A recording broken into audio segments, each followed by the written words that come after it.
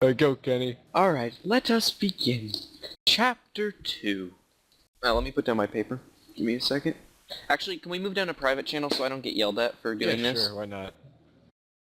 Let's make a private channel and call it story time. Yes. Alright, I'll do it.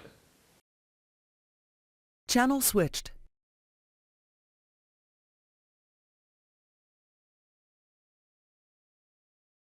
User joined your channel. Channel created. User joined your channel. Story time! User joined your channel. Story time! Alright. The news of Mordecai's arrival spread quickly, and with obvious result, many of the doors were either barricaded or had some sort of protection spell on it. Timo's had an obnoxious amount of shrooms in front of his. Jarvan set up thousands of flagpoles. The doors were all guarded one way or another, but Mordekaiser had no plans of going inside any of them. After setting up some more time in his room, or setting up more things in his room, and watching over the Institute, the Master of Metal went into the first floor. The bench was now quite empty. Had the woman heard of his awesome presence? If so, it would explain many reasons for its emptiness. She seemed like the type who would roam around in quiet places. He felt little care about the woman at that moment, for he wanted to try that bench out. With heavy steps, Mordekaiser sat on a bench smaller than his mace. It was surprisingly sturdy. The man tried to relax as he slid down to a position comfortable for him. He could see why the Maven liked this bench. It felt pretty good, and for a small bench, it was somewhat wide as well, allowing Mordekaiser to lie down on the freaking thing. Too bad his mace couldn't enjoy the pleasure he was feeling.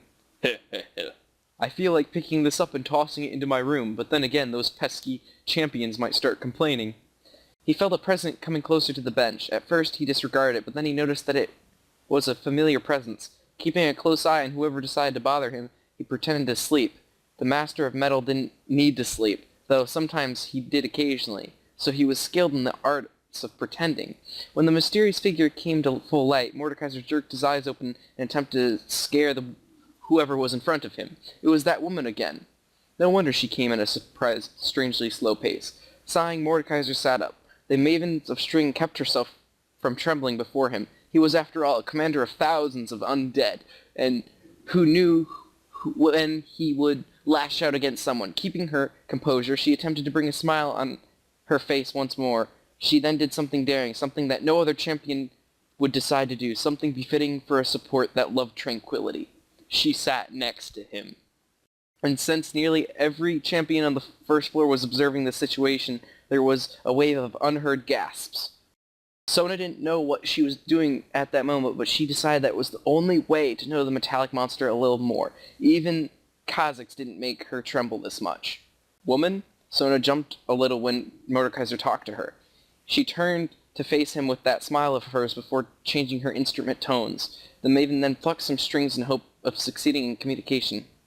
Whoa, ho, ho, that feels good. No, wait a minute. Woman, stop plucking those strings to make me feel good. The Mavens of Strings silently whimpered before hearing Mordekaiser out. As you might have heard, I am Mordekaiser. Lord Mordekaiser, Master of Metal. She nodded. Due to the fact that I have no friends, Sona noticed the hint of disgust put into that particular term. I've decided to bring myself closer to... Ah, dang flies! Mordekaiser summoned his mace before literally smashing it into the ground. Despite having the protection spell on it, the portion of the ground was obliterated, leaving marks made by the spiky mace. At the very center of the impact, a fly twitched before dying. Sighing, Mordekaiser turned back to Sona, only to find the Maven on the verge of crying. He let his mace disappear with a poof.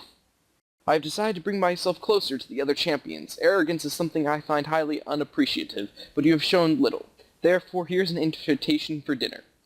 Mordekaiser snapped his fingers before letting a metallic letter pop into his hand. He handed it out for the Maven of Strings. Sona looked up at the letter, fearing that something might pop out of it, before reluctantly taking it. She opened the knob on it, allowing the metallic piece of metal reveal another piece of metal with words on it. The lady took it before reading it to herself. Dear woman, you have been invited to the dining hall of pain. There will be pain, food, and pain. There will also be metal along with suffering and pain. I think, that you'll accept this invitation to dine with me. Sincerely, Mordekaiser, Lord of Shadow Isles. P.S. There will be pain. Sona looked up to Mordekaiser, who had been staring at her for a long time by now. What was he thinking? The monster of a man was towering over her, waiting to have dinner, a dinner invitation accepted or denied. For some reason, she felt if the metal man wasn't as bad as he seemed, except for the killing part. Boy, did he enjoy killing. She nodded, allowing Mordekaiser to sigh in relief. Any answer would have made him sigh in relief, for he had been holding his breath for a long time. All right, woman. You shall meet me in 2 hours. Until then, prepare yourself. If there even is anything to prepare. Ha ha ha. The massive Hulk began to storm over to the elevator again. He seemed to like that elevator. Sona sighed and placed the letter next to her. She stood up from the bench before floating away to her room on the second floor. Taking the stairs felt more comfortable for her. She didn't know why. But unknowns to her, the champions of the first floor had gathered in the hallway, already planning out their strategies to save Sona from the grasp of Mordekaiser. Should he ever do something drastic to the Maven of Strings, well, as he puts it, dunk him. And Hey, then... Kenny, I'll read this part. Oh, I got sorry. this. I'm bad. It's okay, I got this. And then, it hit the final hour, 7 o'clock. To kill off some of the stress she had, Sona went through the stairs. She didn't know how to feel right at the moment. At one point of view, she was terrified at the fact that a bloodthirsty lord wanted to dine with her. At another point of view, however, she felt somewhat curious. Why couldn't he hear her talk? Why does he find little arrogance in her? She could talk to him through telepathy, but that required focus and concentration, making it quite unreliable in active conversations. Maven of Strings did not change into anything special after all. What she wore was already fascinating. The blue and yellow colors of Demacia, but then again, Demacia might not fit in with the Shadow Isles. As she neared the highest floor, she felt her nervousness rising again. Going through the stairs was definitely not worth it. It only made her tired and more nervous. When she went up the last stairway, she found herself looking at an ominous-looking door at the far end of the hallway. She was horrified to hear screams coming out of the room, screams of men and women and ending lives. There were people dying in there. Sona felt anger boil up inside her. She wasn't one to get angry easily, but to see how far the master metal would go to satisfy his thirst of violence. Sona went to the door at a faster pace than ever. Whatever Mordekaiser was doing, it certainly didn't sound good, and she was hell-bent on stopping it. Taking a deep breath, she knocked on the metallic door. The scream stopped abruptly. You need only to knock once. Sona flinched. He was quite loud, but it was expected from a Shadow Isles lord. Come in. The Maven of Strings reluctantly entered Mordekaiser's lair, and then she felt utterly confused. First things first, there were no people around. It was just Mordekaiser staring at what appeared to be what was that thing he was looking at? It was a mysterious object. The mysterious object was a box that showed an image of a box that had big white words that stated pause. Tilting her head in confusion and wonder, she was about to observe the box for a longer time before Mordekaiser called out for her. Woman, I'm sorry really, but the only food I have around here are some sandwiches. Forgot to get groceries. Habits of being alone. Sona, still suspicious of Mordekaiser, floated towards the kitchen. Before finding 4 sandwiches prepared. She assumed that Mordekaiser ate 3 sandwiches per day. Boy, was she terribly wrong. She picked up a sandwich before going back into the living room. When Mordekaiser saw the sandwich in her hand, his face cringed in curiosity. It was the very expression that intimidated absolutely anyone. Woman, why take 1 sandwich when you could have 2? Sona was about to answer, but then realized that she couldn't talk to him. Mordekaiser went to the kitchen before bringing out all the sandwiches. He placed one of the sandwiches on her free hand. The Maven of Strings stared at the sandwich. It was poorly made, but it certainly wasn't something she'd expect from a ruler of the Shadow Isles. Imagining the monster of a man making tiny sandwiches was just funny. She smiled for a second, then she remembered why she had been angry earlier. She was still suspicious about the object Mordekaiser was staring at. She approached him. She tapped on the shoulder lightly. Was it something he worshipped, or was there something more to it? What do you need, woman? Sona pointed at the object. Mordekaiser looked at the mystery item before simply asking, what about the television? Sona blanked out for a second. What was a television?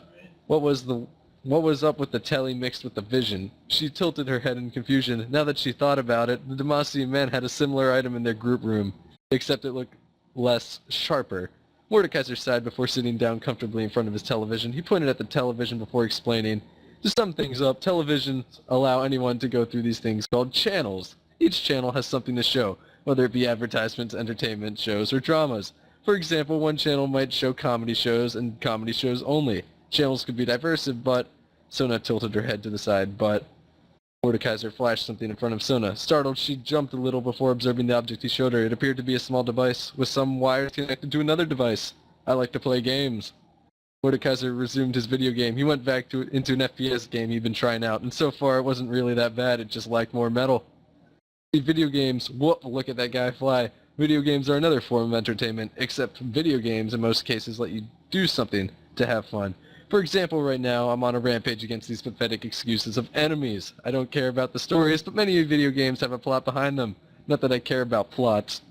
Silence fell over the two. Curious to what Sona was doing, he paused the game before turning around, finding a terrified Sona hiding behind him. And for your information, I'm not killing things with actual life in them. Right at the moment, at least, these things are fake. Sadly, I wish I was in the game obliterating things. Sona looked up at Mordekaiser. She was far from what he expected. He seemed somewhat like a parent. Sona didn't feel too special when Mordekaiser interacted with her, but he did try to teach her some things, and even tried to prevent her from getting hungry. Maybe it wasn't intentional, but his current attitude was far from the violent monster she thought he was. Sure, maybe he was a violence mania, but the way he treated her, the way he didn't harm her, but even took his time to make food when he usually doesn't. Sona smiled in relief. He hid some of his relaxing qualities behind his powerful presence. She didn't know why, but she knew that if someone got used to his good traits with others, then he would have no trouble fitting into the champion's break. Mordekaiser's television set had its volume turned down, allowing Sona to let her head rest on the Iron Man's back without fear of waking up from loud noises. Master of Metal turned his head inside when he realized that she was sleeping. When did this become a sleepover? After beating the current level he was on, with a fascinating finisher on the last enemy, Mordekaiser carefully stood up before carrying the Maven of Strings in his arms. He tiptoed his way towards the bedroom before laying her down on the bed. Hopefully she didn't mind the tough blankets. After confirming that she was under the blankets, he left the bedroom, hoping that she wouldn't be waking up anytime soon. Mordekaiser shut the bedroom door before chuckling. Time to hook up Pentakill Legends. And so, Mordekaiser partied all night without sleeping, like a boss. Any comments so far, gentlemen? I read the next part. Yes. Alright. Angela, What? do you want to read? What? I got this. Alright. Okay. It's amazing. The next morning, everybody was on panic mode, so I heard that Mordekaiser ate Sona and he was case and unenthusiastic gangplank. Watch your mouth. He would not dare kill Sona Bulvel, exclaimed Xin Zhao angrily. In the midst of the commotion in the hallway, Lux felt extremely worried for Sona. Sure, she was quite angry with Garen about that one incident, but not Miss Bulvel. Sona was one of the kindest people in the league, and if she were to be harmed by one of the most dangerous champions, Zed, Katarina asked with a hint of desperation and anger in her voice, have you found Sona yet? Zed, the Master of Shadows, shook his head. He never liked it whenever he failed to do something. The Master of Metal is obviously involved in this, as much as how far I'd go for power and recognition. This Tin Man went a little over the line. Little, you little prick, murmured Katarina with hostility in her voice. Vel and I may be from polar opposite places, but she took care of me with great care. Don't think her existence is inferior like the oblivious summoners. Zed shrugged before chuckling. Ugh. God, I need to pause for a second. Catch my breath. Angelo, do you want to take a turn since me and him have both gone and Connor's done? No, I got this. I Alright. got this. He's I've going known at it like a Sona boss. Babel for quite some time now, and indeed, I'm quite worried. Don't judge me for my usage of grammar, Noxian, and with that, he disappeared to the shadows, searching for Babel once more. He prayed that she wasn't in Mordekaiser's place. Master Yi then proclaims something crazy. I shall meet the Master of Metal myself. Everybody gasped. It took a millisecond for the topic to turn from Sona's safety to Sona and Yi's safety. He left without a word before hearing someone behind him. I shall follow you, Master Yi. Ah, Garen. If you wish so, then it would be appreciated. Two hastened themselves before entering the elevator. It was an awkward moment, just waiting inside a box playing music. Garen's foot tapped the floor impatiently. When they arrived at the highest floor, the two prepared to unsheathe their weapons as they approached the door at the far end. Master Yi did not hesitate to knock, but knowing Mordekaiser from previous instances, he knocked only once. When no reply came, Garen and Yi found themselves staring at each other in high alert. The might of Demacia and the Wuju bladesmen unsheathed their blades before opening the door quietly. What was Mordekaiser, the terrifying Master of Metal, doing right at the moment? They found something disturbing. First things first, the Master of Metal had taken his torso armor off, something rarely seen. He was using some sort of bloody guitar to rock some tunes out to himself. Second thing that surprised him was the fact that Sona Bavel herself was plucking some tunes as well. Yeah! Garen's eyes twitched. Master Yi let his sword drop in utter shock. You should never do what a pirate says. You aren't a pirate. You should never do what a Noxus says. There's nothing but bras and panties. You should never do what Demacia says, because who even likes skin tights? But you should always listen to what the Mord says. Click once, fool. Because I felt like reading it, Casey. Okay. As the metallic man jumped around while rocking his guitar, he told Sona, "See, that is how you do heavy metal, woman. Your tunes are hellishly good. Play me more." Master Yi had picked up his sword again, asked the Demacian next to him, "Wait, Sir Garen, so basically the Master of Metal was utilizing the beautiful and highly respected Maven of Strings for his own pleasure? Heavy metal out of all things." Garen growled, "I'm going to end this." The might of Demacia, with the Wuju bladesman behind him, called out bravely, "Mordekaiser!" Okay. Mordekaiser stopped jumping, surprised at the sudden appearance of Garen and Yi. He tossed his guitar out of an open window. Everybody stared at the guitar flying away before seeing it land in the middle of the Institute with a huge impact. People screamed at the sudden appearance of the dangerous-looking thing. A few got the basic gist of who would do something like this. First blood? Mordekaiser, said Garen with a hint of nervousness in his voice. "May we take Sona Bavel back? There's a huge commotion about you hurting Sona." "Yeah, hurting." "What? But weren't they talking about rap?" Garen smacked Yi straight in the face, knocking the Wuju bladesman out for a while. "Rap, that's half decent, but not as good as heavy metal. Anyways, if this woman wants to go, tell her to go. I recorded some of her pro-plucking skills, and I really want to ruin my image any further. I don't really want to ruin my image any further. For now anyways, it's thanks to her that I started dancing around so early in the damn morning. Farewell, woman." Sona's face turned from happy to confused. Just as she was about to retort, she noticed the look on Mordekaiser's eyes. He was very tired. After all, when Sona had woken up, it was 5 in the morning, a time where Mordekaiser was supposed to rest. When she wanted to play music with him, he had no choice but to oblige due to his love for Sona's music and heavy metal. He did try his best to be friendly after all, which was something of a failure and success at the same time, for even after her name was revealed to him, he still decided to call her woman. Sona realized that to him she would always remain as a woman, not someone who had their own name. She bowed to the Master of Metal before retreating to the exit hastily. The lady had many emotions swirling inside her heart, but Mordekaiser felt nothing but joy. She felt guilty and a little heartbroken. Garen gave one last look at Mordekaiser before closing the door for the Master of Metal. Mordekaiser didn't understand why the lady left in such a hurry, but nevertheless it was over. With a sigh of relief, the Master of Metal said to himself, "Finally, that woman left. ... Wait a second, my guitar, no!" Mordekaiser dreaded the day his precious guitar blew up at the Institute. No first blood either.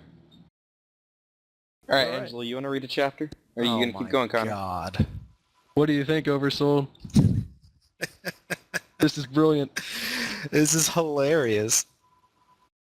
The next chapter, I believe, is the league match. Alright. This chapter? Alright, do you want to read it, Connor? Or should I read it? Or Angela, you going to read it? What is it, Chapter 3, Return to Summoner's Rift? Yeah. This one isn't that long. Alright, let's see. Can you hear me? Make sure. Yeah.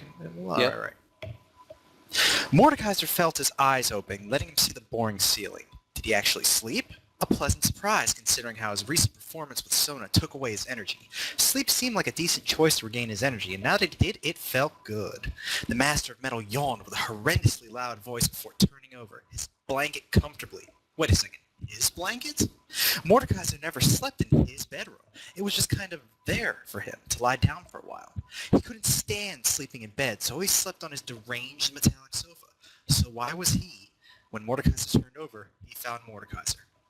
Oh my god! Greetings, Mordekaiser, said Mordekaiser. I am Mordekaiser, your elder cousin.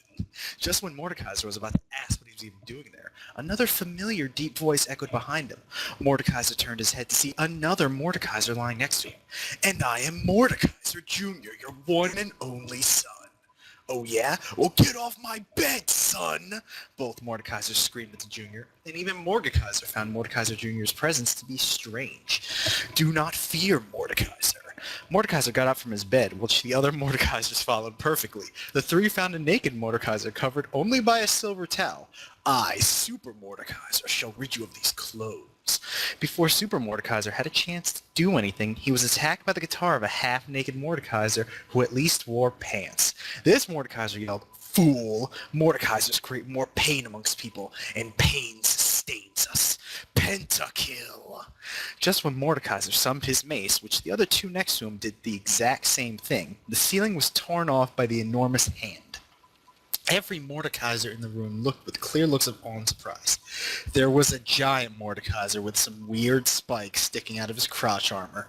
I am Galactus Mordekaiser. Together we shall bring suffering over Earth for the heck of it. And Mordekaiser screamed. Grrrr! Mordekaiser took deep breaths after he woke up. He was on his sofa like usual. Taking quick looks around him, he made sure that there weren't any Mordekaisers ready to confuse him. After assuring himself that there weren't any Mordekaisers from his dream, the real Master of Metal sighed in relief. Should there be any more Mordekaisers other than himself, then the Institute would have to worry more than building a monument for him. After all, even I don't know myself that much in some areas.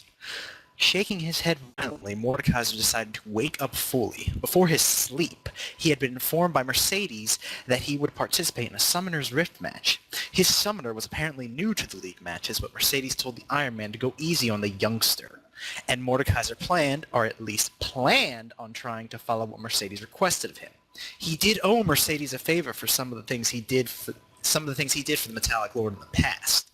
Also, Mercedes liked the summoner paired up with Mordekaiser, as he claimed that the summoner was quite kind. Bah! No one can truly be kind. I guess it was just a figure of speech to say that she was decent.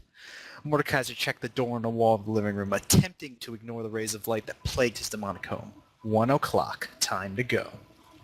Mordekaiser arrived at the battle quarters. The battle quarters was, to Mordekaiser, a pointlessly large building where champions who had upcoming games were to be expected at. Many of the colors consisted of blue, purple, and the one and only white. Taking out the lobby and some of the minor parts of the quarters, there were 10 separate rooms for both the summoners and the champions to stay at before the match begins. Mercedes recommended to the Master of Metal to get used to a summoner. Room 3. Well, I guess that means I'm part of the blue team for today. Not that it matters. Mordekaiser went inside the short hallway before beginning to search for the room. When he found room 3, he didn't hesitate to slam the door open. Ah, you must be my summoner, I assume. Inside, there was a young teenager wearing blue robes. Some of her vibrant orange hair flowed out the hood she wore, which covered her eyes from the Master of Metal. She was a little short compared to the average female. The girl tried her best to look formal and pleasing to Mordekaiser's eyes. Let's see. I'm very honored to meet you, Master of Metal. I hope we can cooperate and defeat the other team. The girl began to walk forward before tripping. She landed on her face in a way that made even the man who enjoyed pain cringe. Silence befell over the two of them before the summoner began to show signs of movement again. On her knees, the summoner rubbed her nose regretfully, tears welling up in her eyes. She looked up at Mordekaiser. Way. The summoner mentally screamed but tried to regain her composure.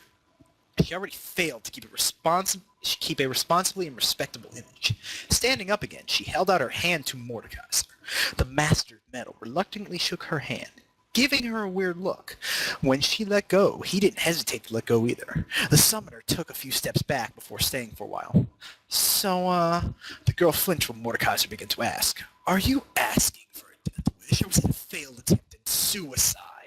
The summoner was on the verge of crying, but she was quite skilled in holding her tears back. She wouldn't lose to him. Not just yet.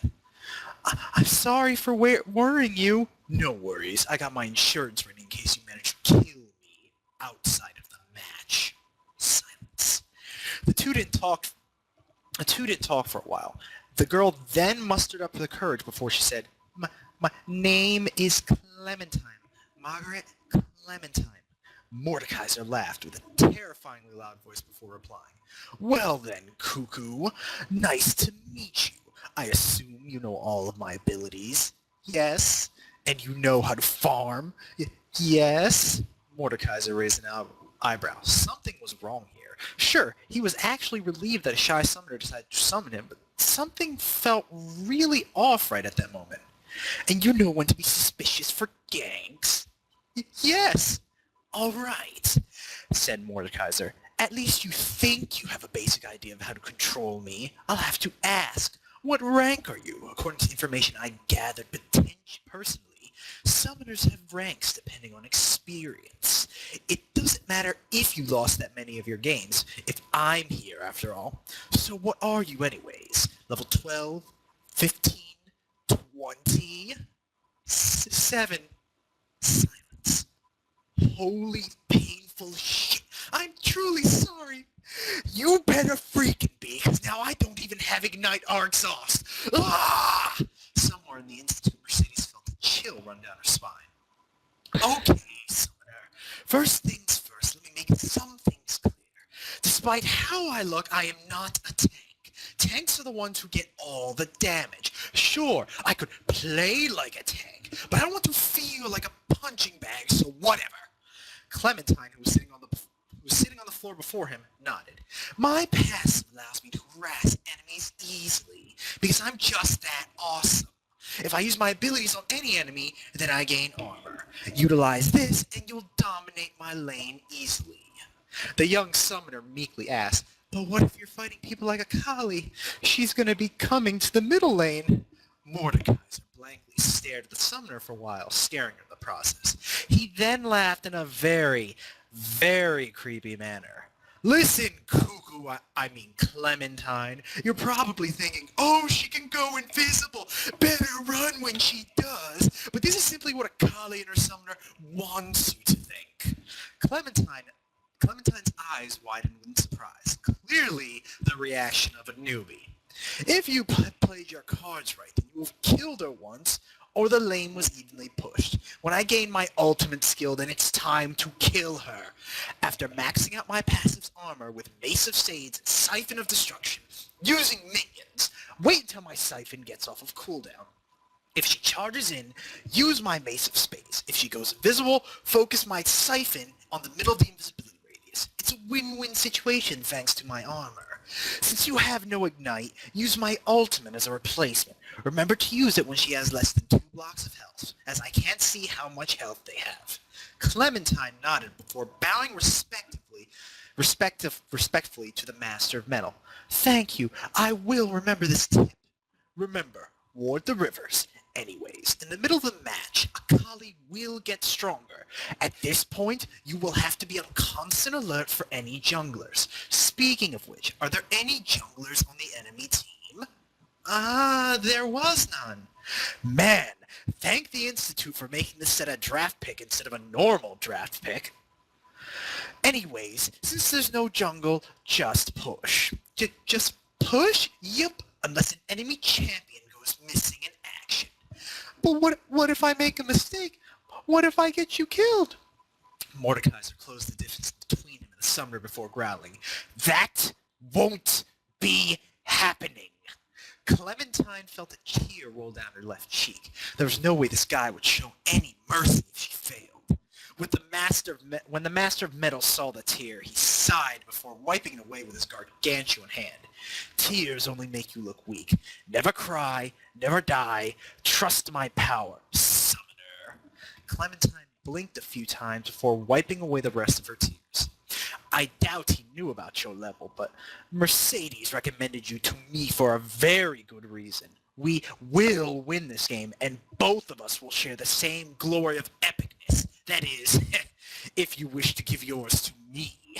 The girl nodded, though she was curious to what the reason was. He didn't plan on telling her, but Mordekaiser could see why Mercedes wanted to stick with this summoner.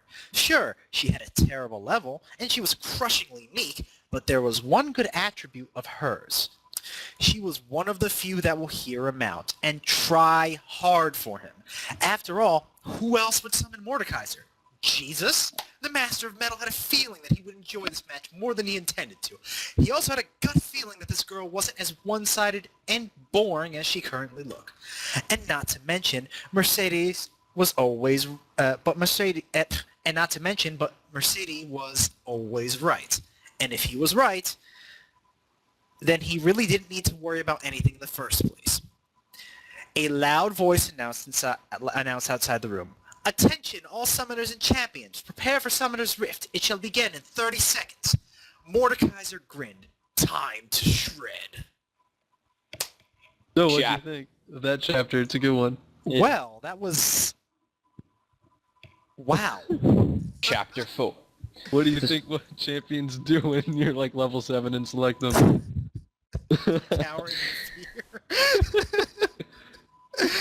Chapter 4. The Summoner's Rift. The most known and used battlefield in League of Legends, with a vast landscape in the overall strategic layout. The Rift pits a team of 5 champions against another. Both citizens and summoners alike cheer in the sidelines, looking through large orbs that act as televisions. As the name of the champions and their summoners begin to come up, people roared, giddy with the fact that the All-Stars are being put against each other. The champion summoners were all brought into 2 empty rooms, one for each team. This was to allow the summoners to make plans amongst themselves. Clementine took a deep breath as she started into her own orb of vision. She would do her best and not let her personality get in the way. The girl wanted, at the very least, a decent game. Mordekaiser needed to trust her if she wanted his full command and attention in the league matches.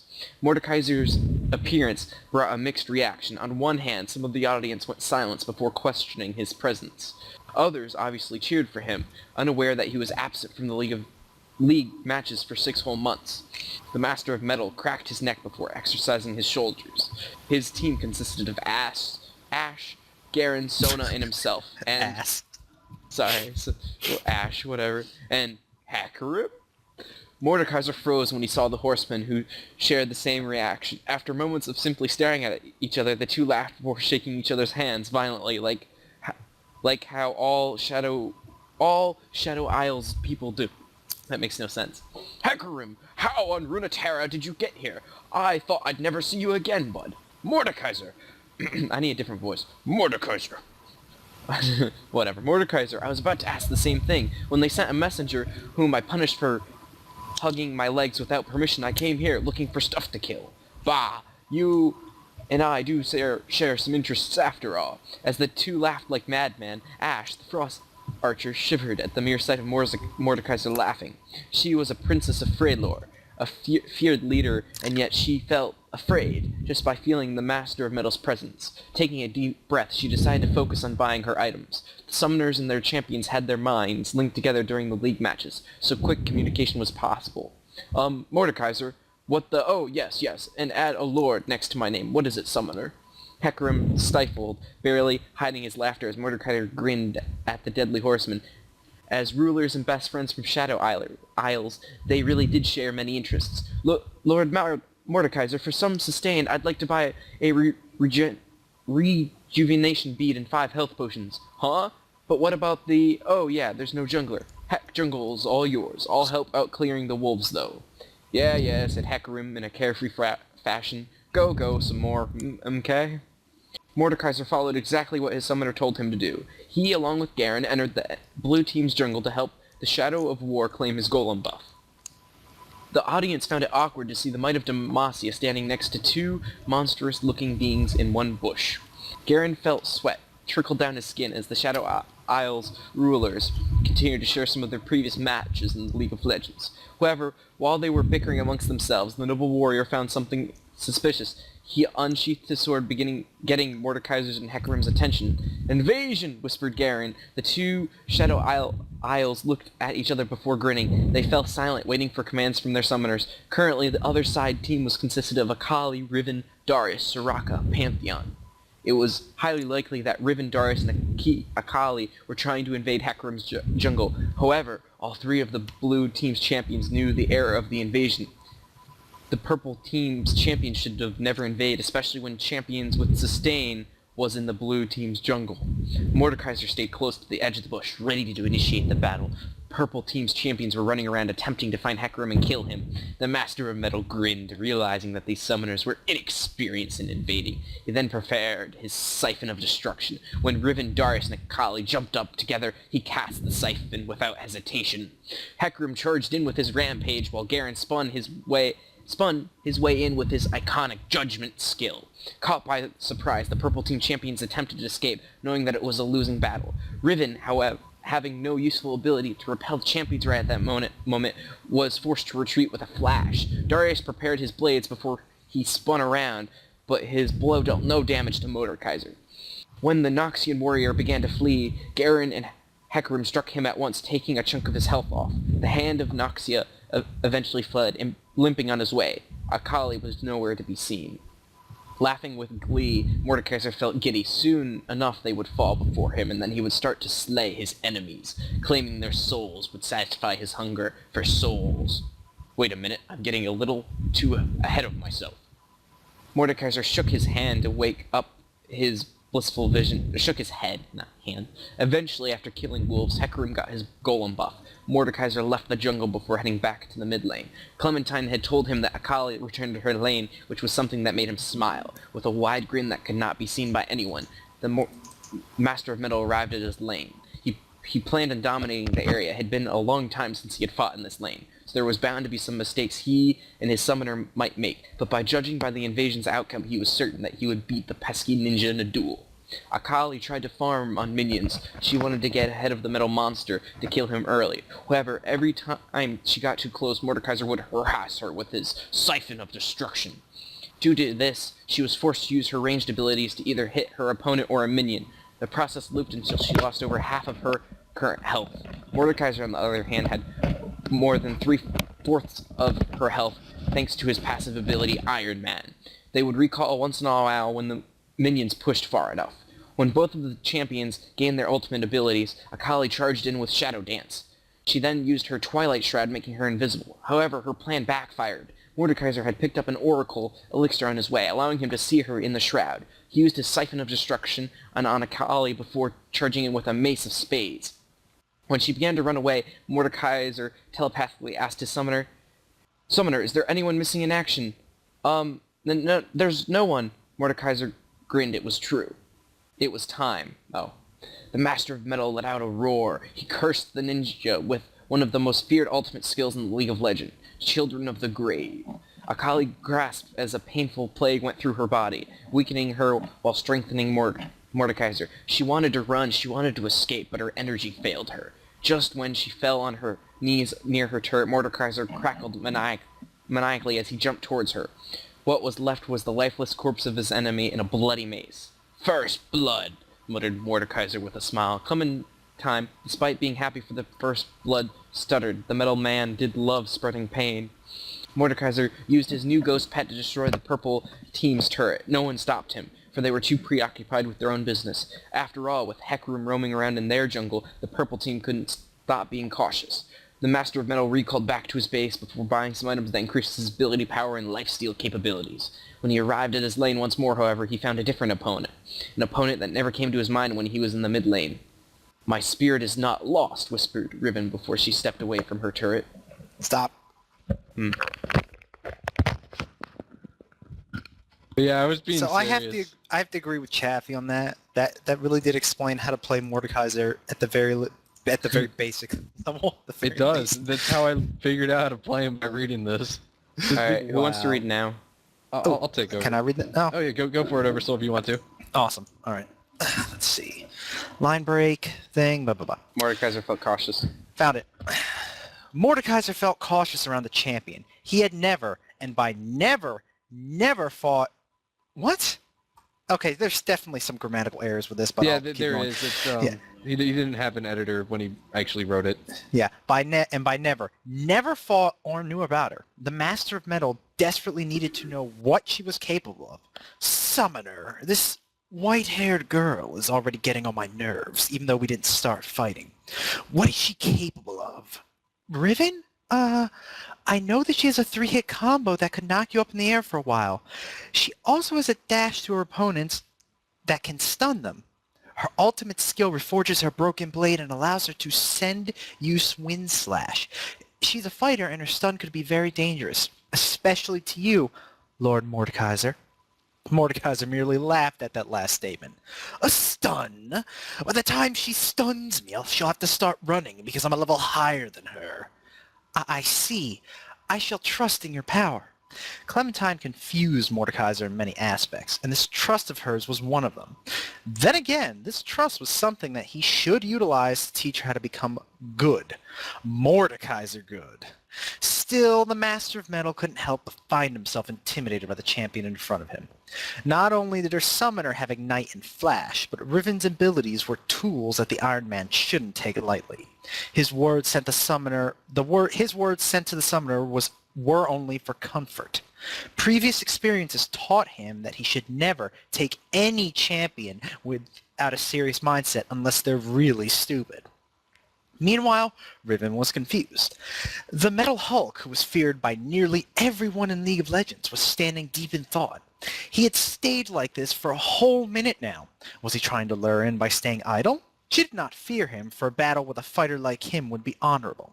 However, she did not want to lose right at the moment. The Exile cleared the minions, letting her minions head directly towards the Master of Metal. Wait, asked Mordekaiser to himself as he woke up from his train of thoughts. Did I really just stand here thinking for minutes? Gah! I'll just unleash my rage on these pests! Mordekaiser used his Mace of Spades on the melee strikers. After ensuring that his Mace of Spades worked, he used a siphon to instantly kill off the minions at once. Riven flinched in surprise, but a few seconds was all she needed to forget about it. She had seen Twisted Fate do something more devastating to minions. And not to mention, but he's just killing minions, not champions. The Exile felt the Master of Metal's gaze turn on her. Her courage allowed her to stand still with a straight face. Mordekaiser merely chuckled before charging in.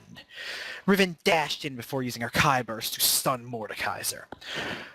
Her broken wings brought down both Mordekaiser's Iron Man and some of his actual health. Using Blade of the Exile, she reformed her blade to blast him away with the Wind Slash. Riven knew that she'd be able to either kill Mordekaiser or make him retreat. Mordekaiser proved her wrong. The Master of Metal used his Mace of Spades once more. The blow was heavy and painful for the frail Riven. He then cast Creeping Death on himself before using a Siphon of Destruction to deal an unexpected amount of damage.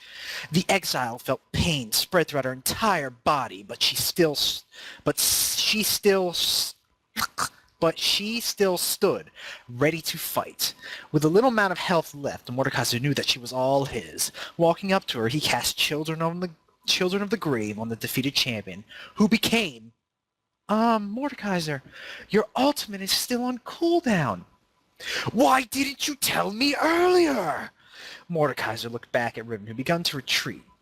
Sighing, he was about to walk back to his turret when he heard many war cries. Turning around, he found 4 champions ready to obliterate him. Boy, he would have been rusted iron if his summoner didn't have the ghost spell. Gotta go fast, said Mordekaiser with the face of a grinning troll. He could only laugh more when he heard Darius cry out in frustration. Meanwhile, as Riven recalled to her base, she had a mix of emotions swirling inside her.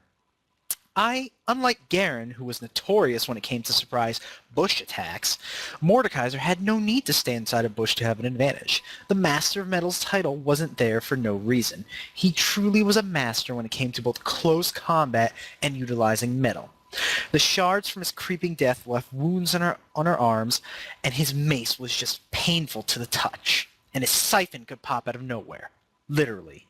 If he had all of his abilities before fighting, it surely was my loss. Riven could only grin. She had met a fighter threatening enough for her.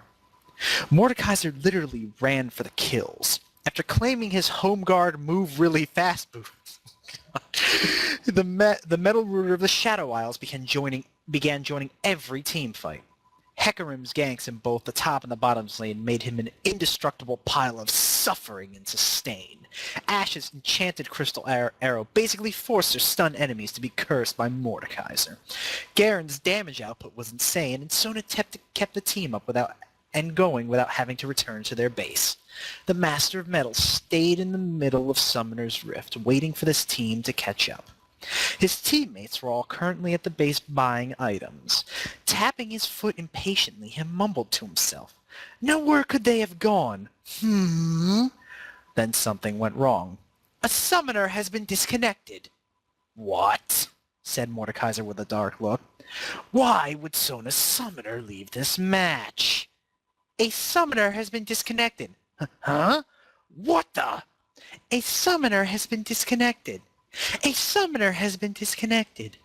The Master of Metal simply stood inside the middle of the map before retreating back to his base. He ran and ran in desperation, forgetting about recalling and wanting to know what happened. His team was doing so well. So bloody well. And they simply left him all by himself. When Mordekaiser arrived at the base, he heard Clementine whisper in fear, "Lord Mordekaiser, I'm really scared." "Summoner, what is the meaning of this? What's going on back there?" He heard his summoner sniff before he hearing something dreadful. "My allies, my friends, they're not breathing at all." Mordekaiser froze deathly still. Gone? No, surely they weren't gone. There must have been some sort of mistake. Surely no one would go around killing summoners during a Summoner's Rift match, right? It had to be something that had to do with the stupid little orbs burning their eyes out or something. Mordekaiser didn't. No, he couldn't take it. But he knew the truth of the current situation. He was alone. He was the last one standing. And his summoner's dear friends would not wake up. The champions were in the respawn point, and all of them were knocked unconscious. However, he would still finish the game for his team. No, he would finish the game for himself. When the other team heard the disconnections, they were confused and somewhat happy. Darius sighed before grinning, claiming that one enemy champion would obviously mean total domination. Pantheon let out a war cry before spazzing out about the game wouldn't end gloriously now, and Akali simply sharpened her combos, ready to pin her frustration out onto the enemy nexus. Soraka tried to calm down the champion's excitement. Riven, on the other hand, didn't need any lessons. The exile simply looked from afar, taking a wild guess at who the remaining champion is. She didn't really want this to happen. This isn't fair. Gripping her blade tightly, Riven began to follow her team, who had begun to charge in. They wanted to end this quickly, but since the purple team's nexus turrets were destroyed. When they arrived at the blue team's base, they began to tank turrets. Darius had enough health to destroy one turret by himself, and so did Pantheon. As the turrets fell apart, Riven noticed something strange. Even though there was only one champion left, the blue team wouldn't surrender. As they began destroying the blue team's base turrets, Riven sensed the remaining champion had a plan. The purple team was progressing too easily. When they destroyed the last turret outside of the blue team's base, realization struck. "Summoner," asked Riven telepathically to her summoner. Is there anyone in our base?" It took a few moments for the dreaded reply to come. "There is! Someone's in our base!" The 5 champions froze. They were tricked by a simple time trick. The remaining blue team champion had waited for the right time to invade their base. When they began to recall, it was too late. Mordekaiser had destroyed the Nexus, ending the game. When the blue team won, everyone was sent back to the battle quarters. Apparently there was some sort of malfunction in the mind links between the champions and their summoners. Clementine was the only one whose level was far from experienced, which was presumably the reason why she wasn't affected. The blue team's champions eventually regained their consciousness. Mordekaiser had returned to the champion's break, feeling extremely bored. The lives of the summoners were not his to tinker around with, and even if he did, he would find no fun in it. After all, Mercedes would become very disappointed with the Master of Metal, and if he became disappointed, it was really something. Sighing, Mordekaiser jumped on his comfy sofa before turning on his television. His television set didn't run through electricity. It was like any other television that ran through magic. Just when he was about to change the channel, he found a letter soaring through his open window. A letter for me? Oh, de la joy. Mordekaiser snatched the letter from the air before opening it up. Boy, he absolutely despised paper. The darn thing wouldn't open easily. After taking a moment to open up the letter, the Iron Man took out and read its contents. Dear Lord Mordekaiser. Oh, it's Clementine. Dear Lord Mordekaiser, you rocked! Your friends are okay, so no need to worry. If I did worry you, I look forward to summoning you again. Clementine. Mordekaiser raised his eyebrow before tossing the letter next to him. At least he had someone who respected him a lot. Oh well, time to troll some noobs like the boss I am. After all, I'm feeling good about outsmarting 5 champions by myself. Way. And so, Mordekaiser productively spent his time playing video games. Unbeknownst to him, a 9-tailed fox arrived at his doorstep. I guess it's your turn, Connor, and then it'll be my turn. This one. Did you guys Guys, look at the names of the chapters, too. Look at what this one was called. Hold on, I hit next. Die Hard. Check. Die Hard Mordekaiser. All the chapters names are like spoofs. Think fast, Mordekaiser. Alright. This one's a pretty funny one. Why is this so much more entertaining than actually playing League itself? I don't know. Actually, can we pause real quick? I don't want to go to the bathroom. Yeah, okay. Bathroom let's- break. Let's pause. I feel a sudden desire to... Invite play Lorenthal and Mordekaiser. tell him what we're doing. know, I'll be right right? back. Okay, I'm ready. so just a heads up, when we get to the Ari section, I'm not going to do it in an Ari voice because I just can't do it. Okay. You can't do Sexy Fox? No, I can't do Sexy Fox. Come on. I'm sorry. What I is this just story can't. about? I could It's try the Ari about- section. That should be fun. Oh, okay. Alright. Mordekaiser stood amongst his legions of undead soldiers. They were trained in return for large portions of the time he spent on them, and the training was worth it.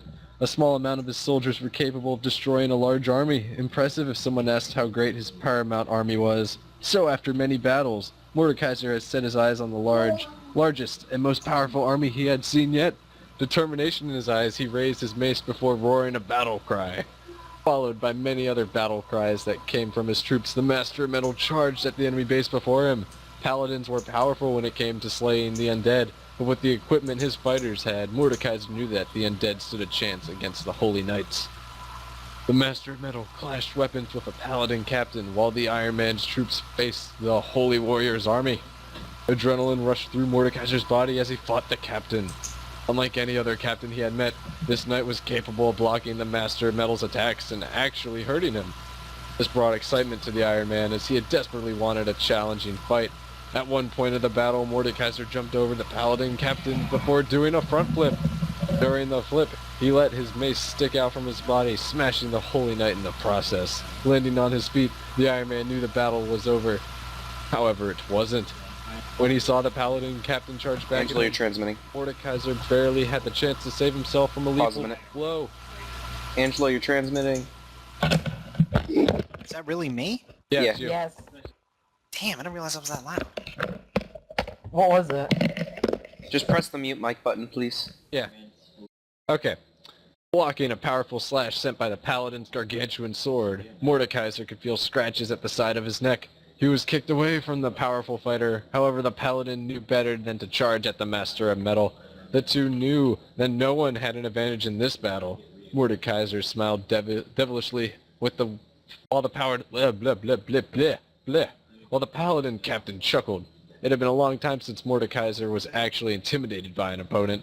He swung his mace before leaping towards the Paladin Knight, who braced himself with a defensive position. But just when he landed, instead of striking, Mordekaiser smashed into the ground, catching the Paladin off guard. With a mighty swing, he struck the Paladin right in the chest. But it wasn't enough to kill the Holy Knight. After landing on his feet, the Paladin's eyes glowed before he fired a beam of light at Mordekaiser, who took the blow. Then the two realized that the battle would never end. Mordekaiser asked for the Paladin's name, who went by Adrian. The Holy Knight then called out for his army, telling them to retreat. Without hesitation, the troops fled while keeping a close eye on the undead warriors, who had also begun to retreat. The Paladin and the Master of Metal turned their backs on each other before they began to walk away. They would surely meet again once more, and when they did, they would attempt to decide who was truly stronger. After returning to his massive kingdom, the Master of Metal Nock planned on ambushing the native group Nock. The group was beginning to become a problem for his deranged, insane citizens, and that wasn't good news for the violent Mordekaiser. He created strategies Nock, making routines where to enter the "Stop knocking on my freaking door!" Mordekaiser threw his controller on the sofa, making loud noises in the process. He couldn't handle it whenever someone hit his door. Just when he was about to pick up his controller, he heard a muffled feminine voice yell out from the door. "Knock, knock!" Oh, I can't do this. I can't do this. I'm sorry. I can't do that voice. Aww. My Come on, default you voice just keep is going. too You've low. got to Okay. make it. You've got to make it seductive, like something like this. Knock, knock. Alright, you do it, Angela, go. Go. Oh my god. All right, all right. All right, let me start from the beginning so I get rid of it. Ha! Stop knocking on my freaking door! Mordekaiser threw his controller on the sofa, making loud noises in the process. He couldn't handle it whenever someone hit his door. Just when he was about to pick up his controller, he heard a muffled feminine voice yell out from the door. Knock, knock. Mordekaiser rolled his eyes before he summoned his mace. Who's there? Ari. Ari who? Ari. Ari who? At this point, Mordekaiser was clutching his mace, ready to bust the door open before smashing whoever was at the doorstep. Ari, don't you know me? The Master of Metal sighed and shook his head before replying, 6 months was more than enough to make me forget, and many champions had joined this League of Legends during my absence. A brief silence fell over the two. Ari! Mordekaiser rushed over to the door before slamming it open. He lifted his mace over his head before he prepared to swing it down whoever was in front of him. At the last moment, however, he stopped, barely preventing the weapon from obliterating his target. In front of him was some girl that looked quite different from others. Not that anyone looked similar, but she had a different aura and a presence. She had strange fox ears sticking out from her dark hair, mystic eyes that seemed to glow with life and yellow, and traditional clothing from wherever she came from. Her 9 tails had appeared the instant moment Mordekaiser made his sudden appearance. Whoa, you look as dangerous as people said you look, whispered the fox girl, who was simply fascinated by and a little frightened at his intimidating appearance. And they're as wimpy as they look. Now tell me, what business do you have with me? I understood Garen's concern for the Maven of Strings, but you seem like as if you don't have any concern for anything at all. Hey, are you what you say you are? A piece of armor? Because if you are, that'd be so wicked and amazing. Ari had completely ignored Mordekaiser's question, causing the Master of Metal's fist to tremble in sheer anger. However, he knew better than to murder the girl, right at this instant at least. As a matter of fact, I am not a piece of armor. Sorry to disappoint you, but I clearly look human on the inside. The Master of Metal began to take off his helmet. Ari felt excitement and curiosity rise in her as the Iron Man took off a piece of armor, and underneath the helmet was another helmet. Ari's jaw dropped. Her mouth stayed open as Mordekaiser put his helmet back on. What? Charmed? Oh well, none of your interests are my concern. Be gone with you. Just when Mordekaiser was about to shut the door, Ari tugged at his armor. Boy, it felt weird when somebody did that. Wait, I mean, I'm really bored at the moment, and all the champions are busy right now. I want to talk to you about something, actually. The Iron Man simply raised his eyebrow. All? Girl, you must be mad. Champions are not usually simultaneously busy unless they're participating in a group event. Yeah, that's where I come in. Come again?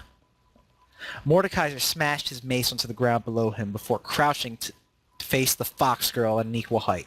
Ari flinched when the Master of Metal sneered in a somewhat taunting tone. Don't tell me they're having a party and you weren't invited. So we have another loner here, eh? Wait. Hey, actually, I kinda got kicked out. How exactly? Ari frowned before she stared at the ground below the two of them. It's a long story, which is why I felt like telling someone. You happen to be the only one available right now at the moment. Ari was sitting on a steel chair before Mordekaiser, who had rotated and sat on a metallic sofa. The place amazed her. It was hard to believe that the Iron Man modified the entire room by himself. But then again, he was the Master of Metal. So, wait, who's talking here? So let me try summarizing what you just said. You were spending time flirting with Talon de Koitu before you received an invitation to a party held by the Demacians. Then, when you arrived at the party, Tryndamere checked whether you had permission to join the party or not. Since you had the letter, he let you inside. Then, being an arrogant, bad fox girl that you are, you started to flirt with other men before teasing the ladies as well. When many started to despise your presence, you were kicked out by Jarvan IV, and now here you are, sitting before me. You don't have to say it so bluntly, and yes, that's pretty much what happened. Ari sighed, her 9 tails touching the ground. She curled up into a ball as she mumbled, It's not like I wanted to make the women mad, or frighten the men. Well, said the Master of Metal as he opened a can of soda. You did flirt with Tryndamere, which made Ash angry. And not to mention, you just had to do the same thing with Garen, who has, unbeknownst to him, the most frustrating harem ever. Ari's eye widened in surprise at that fact. She decided not to touch that subject right at the moment. Her spark of interest died away quickly, being replaced with a guilty expression. Yeah, it really was all my fault. Mordekaiser eyed her with an unreadable expression before drinking his soda. After taking a huge gulp, the Master of Metal slammed the can next to him, frightening Ari with its echoes. So now you want me to help you gain their forgiveness? Huh? Oh, yes! I mean, sure, I can't help spending time with men and teasing them, but it's mainly because of my past habits. I needed to use my orb, which allowed me to steal their essence while they were attracted to me, in order to stay human. It's just habits, you know? Well, here's my thought about this particular topic. Explain. You haven't explained yet, right? Yup. I'm scared. Scared that they'll see me in a negative light. I don't want to break my relations with my newfound friends, after all. Well, if you stay like this, when time passes, you'll eventually have no friends at all. Mordekaiser stood up before cracking his knuckles. He then started to crack his neck. Confused and slightly intimidated by the sudden act's preparation, Ari asked, What are you exactly doing anyways? The Master of Metal looked at her as if she were stupid. Why, of course! About to make a chance for you to explain. Ari felt terror when Mordekaiser snatched her away from her seat. And... It's Tryndamere. This is Tryndamere? Yes. Alright, let me get a Tryndamere. Ah, damn it. Tryndamere's gonna... And so I went like, ha! And the fool in front of me simply stood like a bear having its honey stolen. No, really, the lad looked like this. Tryndamere imitated the unfortunate thief's reaction at his visually terrifying, undying rage, which made the others at the table, his table laugh. Damn it. Yeah, it's just Grammar. misspelling. I know. Yeah. Garen Crownguard could only chuckle, but it surely was an accomplishment, for he wasn't the only one to laugh that much when it came to visually funny jokes. The Demacian leaned back into his chair, enjoying the piece. The Champions Break had a large garden on it, in it, and allowed parties to be held. These fun events would occur very frequently as the champions loved to play around outside of their league matches. He especially liked the fact that his sister would spend time with her friends, though he might not be experienced when it came to keeping his friendships with the others fresh. He was always concerned with Lexana Crownguard. Just when he opened his eyes, he heard a scream come from above. Standing straight, he knocked over some dishes and cups. The rest of his table were about to complain before seeing a terrifying sight they hadn't come to the break for months. Tryndamere could only growl in rage at the spectacle above, while Jin Zhao took a spear out of nowhere. Master Yi had walked next to Garen. They were always partners when it came to bringing down things that could cause chaos and terror, so it was only natural for the Bladesman to appear right at this moment. At the very top of the Champions Break building, Mordekaiser stood tall and proud, grabbing Ari by her clothes. Anyone could see that she was frightened out of her mind. Ash prepared an enchanted arrow before she was stopped by Sejuani, another princess of the Freljord. Don't! You might hit the building itself! You might kill the girl! Ash can only cancel her powerful ability with a grim expression. Champions, you have made a mortal mistake! Cried Mordekaiser, the Master of Metal, before he shook Ari violently. You have left me with this trash. A burden. A pile of flesh along with me. I, Mordekaiser, am terribly annoyed and angered by this weakling's presence, and I'm not afraid to throw her off of this damned building. As Mordekaiser lifted her over the edge of the building, many champions gasped. Morgana took out 2 deadly-looking muffins before wondering why she brought them out. Some of the champions gave her a weird look. I like cooking. Don't let it bother you, mortals. Nidalee gritted her teeth before she violently yelled, Well, damn be to you! Let her go or I shall... What? Poke at my armor. Wait, I missed the taunted Mordekaiser. His deadly glowing eyes squinting towards the lady. Poke at my armor. It is clearly all of you champions' faults that I found her wandering in my room, wandering around like a buffoon who lost its eyes.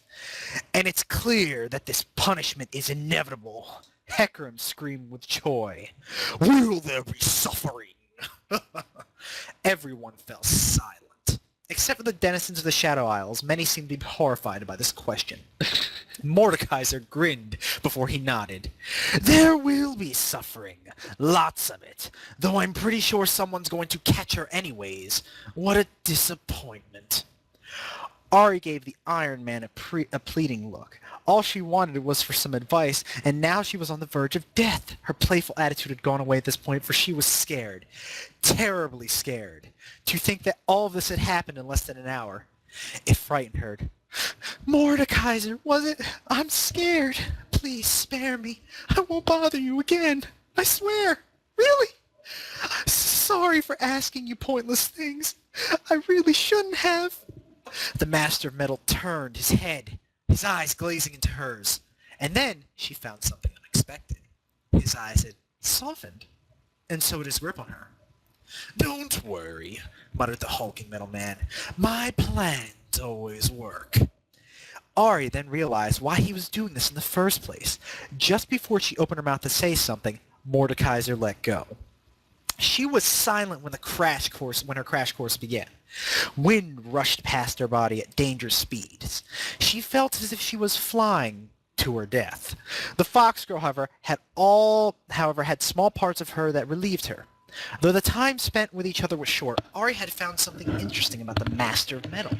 He may look tough, he may behave violently, but there was something that made him respectable. He was sacrificing his image for her sake. And for that, she could only respect how far this Iron Man went for her in a matter of minutes. Like Mordekaiser had said, someone did catch her. Resting in the arms of Master Yi, she opened her eyes. Champions were surrounding her, but instead of the disgusted, annoyed looks they had earlier, they showed signs of worry and care. And then she couldn't help it, she began to cry. She would explain to them why she had become the person she was now. Days eventually passed by, and the event spike in the garden had eventually settled. Mordekaiser sat on the sofa like usual, staring at the television before him. He had ruined his image even more, but he didn't mind at all. In fact, he deliberately told the Fox Girl to not tell champions of what he had really planned on. All that mattered were the league matches and the matches only, and some fun at the break. He was so used to being alone that he had zero interest in getting along with other champions by his own will. Heck, if they wanted to be friends, they'd have to try hard. Ari was, well, doing good. Her image had turned her from perverted to bubbly, and many began to treat her better than usual. She was even invited to some sleepovers held by the other women, and of course she gladly accepted all of them. The Fox Girl didn't forget about Mordekaiser, though. She would visit him quite frequently, bothering him even more. However, she still felt awkward whenever Mordekaiser began to get angry at her endless bickering, so she tried to stop herself when the times called for it. Her frequent visits did seem to give Mordekaiser a somewhat decent preview of how bubbly, or knowingly seductive, some champions would be. The Master of Metal sighed before opening another can of soda, letting out a loud hiss come out of it. He drank it before mumbling. Well, guess that's one problem solved. Will that calm you down, old man Mercedes? Mordekaiser placed the can next to him before simply staring at the ceiling above him. No rift matches, no killing stuff. Guess it was time to productively spend time with video games. Just when the Master of Metals turned on his favorite gaming console, he heard someone knocking at his door. Come in. And remember to knock once next time. The door opened, revealing Master Yi, the Wuju Bladesman. Now this was something to be confused about. At least that was what Mordekaiser thought. What would bring a master in the arts of Wuju to enter my room? Master Yi walked up to Mordekaiser before telling him, Master of Metal, I require your assistance in helping a friend of mine. Huh? Can't you see I just hooked up my console, bub? Please, as angry as you may be, I'm frustrated with the current situation. And what might that be, Master? Garen Crownguard. He needs a bodyguard. Mordekaiser froze deathly still. And I request of you to become his bodyguard for 3 days due to the dangerous women interested in him. Mercedes, your former contract summoner, told me that if you won't help, then he will feed you he will feed you burritos with wasabi whipped cream and hydrochloric acid as its toppings. A large scream could be heard coming from the champions break. Why? Alright, That's chapter 5. Chapter 6, Oh my Bodyguard. god. This story's fucking awesome. Alright, who wants to read now? Should I read? Hey, actually, I got this one.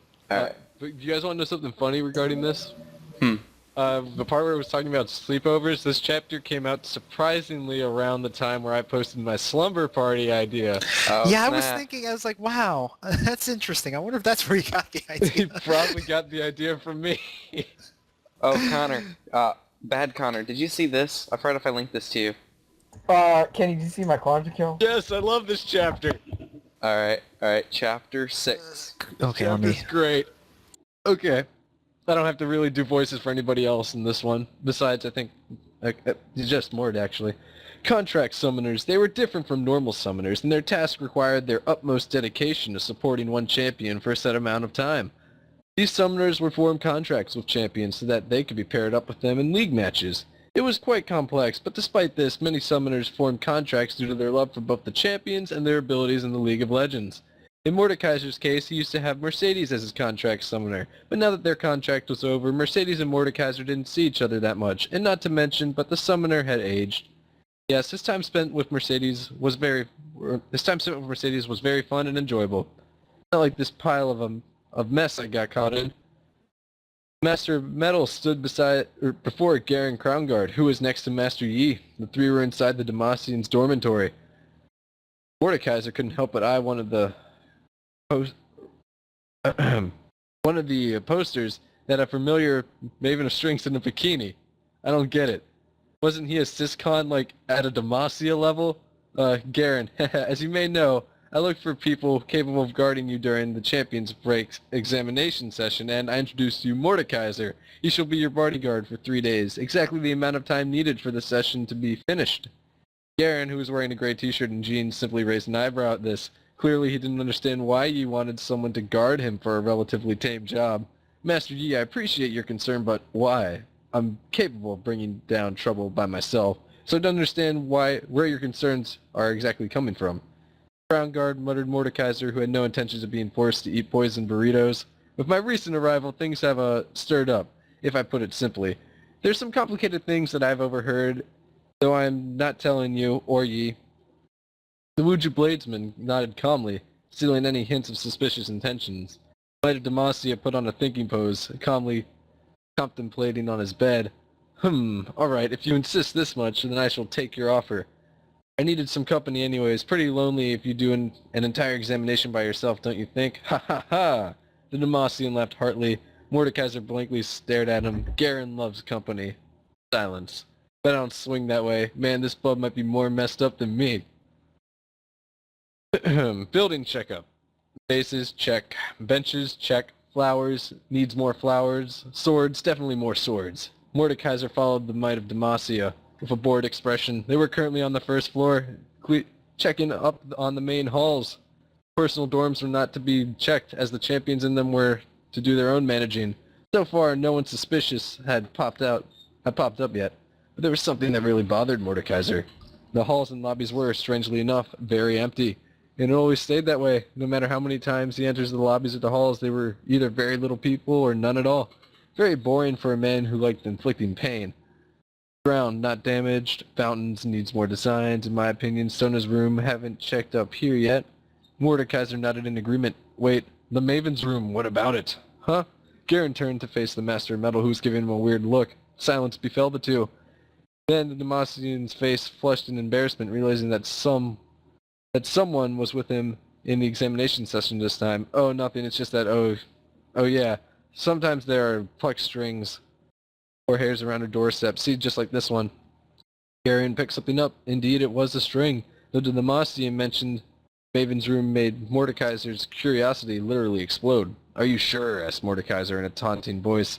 that you're really talking about what you're talking about. The mighty Demacia stiffened at his words. What? No, it's not really what you're talking about. Heh huh. Mordekaiser nodded before the two began to move again. No words were exchanged between the two as they walked along. Silence.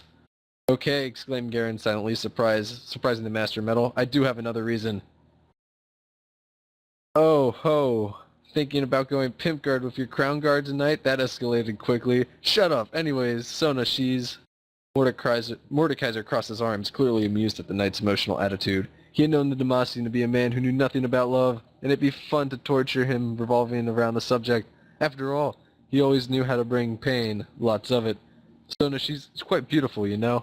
The way she looks up at you with that aurora of hers she's got, if you get close to her, the relaxing sensation just by being next to her. Gah, why am I even telling you this? And you do actually have a point there, Crown Guard. You are clearly after her lovely melodic strings. I have no idea what you tried to imply there. Mordekaiser shrugged. Just a thought. Garen sighed before continuing the examination section. However, unbeknownst to the Demacian, a familiar sister had begun to charge at him from a long distance. The distance was quickly closed, however, due to the immense speed the blonde had put into her running. Garen! Big bro! Mordekaiser and Garen felt a dreadful aura strike them straight into their hearts as the mighty Demacia braced himself for an incoming hug. The Master of Metal summoned his mace. His first opponent had come to strike. Threat number 1. Luxana Crown Guard. Status Brocon Extremist. Threat level Epic. Take back what I said earlier. Garen is an assist con. Luxana is the Brocon. Just when Lux jumped into the air, ready to pounce on her brother, Mordekaiser swung his mace, which had been configured so that spikes were replaced by soft pads at the Lady of Luminosity. But his bow would not fall so easily. With a smile staying on her face, Lux did a front flip, placing her hands on the mace before leaping higher, dodging the strike. What? Grr, you won't dodge this next move, inferior little girl. As Lux avoided the Iron Man's attack, Mordekaiser spun around before attempting to hit her for a second time. This time he was successful, causing the blonde girl to somersault straight towards the exit of the champion's break shelter. He made a weird noise like a cat that a cat would make when caught by surprise. First blood. Master Metal, I hope you remember that she is my sister. You have to admit, though, said Mordekaiser with a hint of satisfaction in your voice. You would have wanted to do this at one point in your life. Garen made a thoughtful expression before agreeing. You're kinda right. The Lady of Luminosity temporarily eliminated. Mordekaiser and Garen finished examining the first floor. Since the highest floor wasn't included in the examination, there were 7 more floors to go. The last 4 would be pretty easy, considering the fact that no one currently occupied any dormitories in there. Entering the second floor through an elevator, the two prepared to examine another floor, until they were interrupted by another threat to Garen Crown Guard. Crown Guard, you may have taken Lux out, but this feline wants and will get a few words with you. Mordekaiser's eyes widened as he summoned his mace once again. These women are crazy. I'm starting to feel bad for Crown Guard. Threat number 2, Katarina Duclateau. Status, obnoxious Garen stalker. Threat level OP. Katarina leapt towards Garen, but was instantly stopped by Mordekaiser, who swung his mace directly at her face. She ducked, letting the weapon pass by dangerously before kicking the Master Metal away from her. When she found some time to waste, the redhead took a knife out before pointing it towards Garen at a dangerously close distance. Miss me? Demacian could only squeak when she sheathed her dagger. Mordekaiser had regained his balance and put his focus on the sinister blade, who had prepared another fantastic stunt that would dodge his attack. Garen, but once I'm finished dealing with this tough guy here, you're going to spar with me for the heck of it, of course. The one phrase was enough to tick the Master Metal off. Instead of starting his attack with a simple charge, he activated a siphon before summoning a mace to smack the redhead up into the air. Then Mordekaiser did a spin kick, smashing Katarina towards an open window. I'll be back, Katarina yelled as she fell towards the swimming pool. Garen wiped away the sweat from his neck before taking out his examination notes once more. Mordekaiser had learned something important about this mission. It's hard. Mordekaiser and Garen eventually completed examining the second floor before going up to the third. Unlike the other two, this floor seemed and looked relatively peaceful. This allowed Mordekaiser to take a breather. The recent 2 battles had tired him out of fear. Women were truly frightening. Mordekaiser, what is it, Crown Guard? It's just a question that came from my buddy Jarvan, but Mordekaiser turned to face the Demacian knight, who looked clearly nervous about the question he was about to ask. A devilish smile was plastered on the Master Metal's face once more. If you're going to ask about whether you and the Maven fit together, then I can call for yes and no. Depends on the amount of love I could break. I was not going to ask about that. I was going to ask whether you know if Sona, the Master Metal, tilted his head, chuckling. Garen was petrified. Boy, did he hate his loud mouth. If, were you about to ask whether she has a lover or not, the Demacian opened his mouth to say something, only to find nothing coming out. Firmly nodded. For some reason, I feel very protective of the maiden. I'm not sure whether you see this or not, but to me, she looks frail. I don't know that she's capable of defending herself from other people, but her looks say otherwise. Mordekaiser listened to the night, ears all open. Looks like he couldn't break someone's heart right at the moment. The Maven know Miss Vavelle. She looks up to me as a model figure, so I try my best to be pure and noble whenever she's around.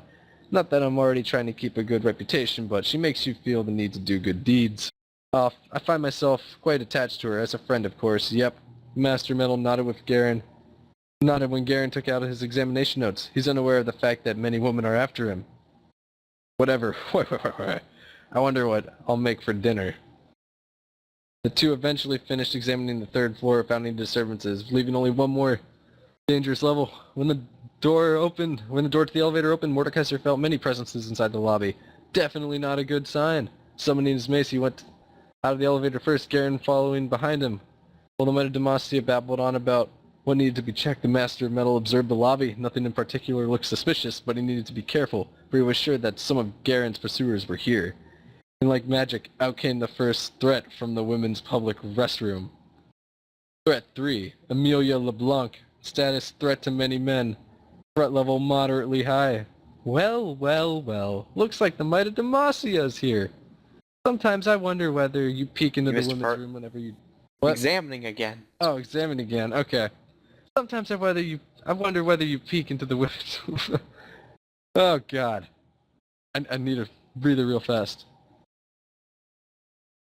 Sometimes I wonder whether you peek into the women's room whenever you do this job. Garen raised an eyebrow before coldly answering, I don't, period.